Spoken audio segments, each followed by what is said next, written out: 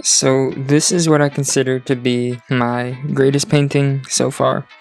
I'm gonna have to speed this video up because if I didn't, this would be like a 30-hour video. So we're gonna speed this up by a ton and we're gonna make it a 10-minute video. So to start off with, this was not the first file actually, this was the third file. I did two sketches, well I did two pre-paintings. The first general idea that I had, I painted that up, spent a couple of hours on it, decided I didn't like it, and I moved over to another painting to see if I could get the idea a bit closer to what I was looking for, in which I did get it a little bit closer. Not as much as I'd wanted. There were still a couple things that just wasn't sitting right with me, so I decided to start again, and that is where this file comes in. So it started off pretty well. We found the pose we wanted, and we just went right into sketching. I already had a good idea of the lighting that I wanted to do because of the previous paintings. So I kind of already had the lighting figured out. And the main thing that I hadn't figured out on this one was the pose and the composition. Though this pose is the one that I settled with, and I think it was better for it. So we just go right in here and we're just, doing grayscale. I like to stick with grayscale at first. It allows me to see the values and not worry about everything else and stress about all the other stuff. Though, if you take this too far with grayscale, when you switch to color, you could lose quite a bit of progress because you have to kind of paint over everything all over again once you switch to color.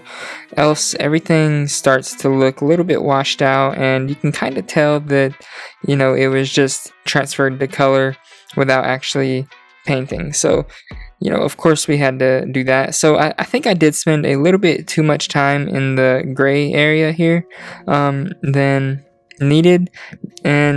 But I think that's fine. I think it worked out for the best. You can see I'm already kind of going in doing details. Since I've got most everything figured out at this point, it's really just rendering. So yeah, this is just going to be a ton of rendering.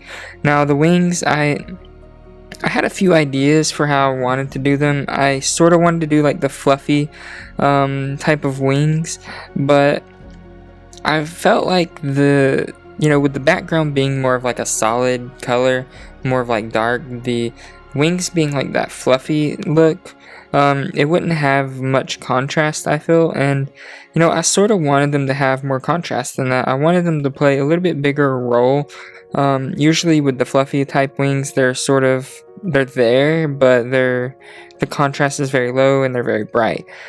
So I didn't really want to go for that look. I definitely wanted to make this a bit dramatic, so I kind of pushed that a bit more and sort of went in on the details of the feathers and stuff like that. One thing that really was interesting for me was doing the hair. The hair, I didn't want to just have the hair kind of sitting there. I wanted it to be, I wanted it to be extra. And that's not to say it's being blown in the wind or anything. I wouldn't say this is the hair being blown in the wind. I just think that it looks nice. That's simply all it is. Like, there's no other reason for it except for it looks nice. I just thought it would be an interesting shape and kind of contrast and kind of lead the viewer's eyes to the face and then sort of lead it down. And, that's the whole intention of that. I really like that aspect of it. The hair and the face ended up, it started off being one of the parts that I liked the least, and then it became one of the parts that I actually liked the most. Now, as you can see, we started going into some color here, and, it started off very, watercolory, and then I obviously did a overpaint on the dress and stuff like that, to kind of bring those colors out more and make it seem, make it pop more, And then here we go again. We're trying to work out the colors because to this point I hadn't really figured out what colors I wanted to do. I knew I wanted the dress to be blue And the hair, I was pretty sure I wanted it to be like a reddish color, but I wasn't sure if it would work with it, though I gave it a try anyway. And then the lighting from the halo, I really thought that would add a cool little, like, an interest to the painting, because you have this light from the halo just, falling over top of the character, and I really think that it helps to push the dramatic nature of this painting. Yeah, and you can see I'm kind of going in a little bit more with the color here. I wanted to see how far I could push it, but I didn't want to push it too much and, take away and lose some aspects of the painting in general. Really quickly, I'm going to take a sip of coffee, so, take one for yourself. If you have a coffee, grab it and take a drink. If you have a tea, take a drink of that, because I am sure about to take a drink of my coffee.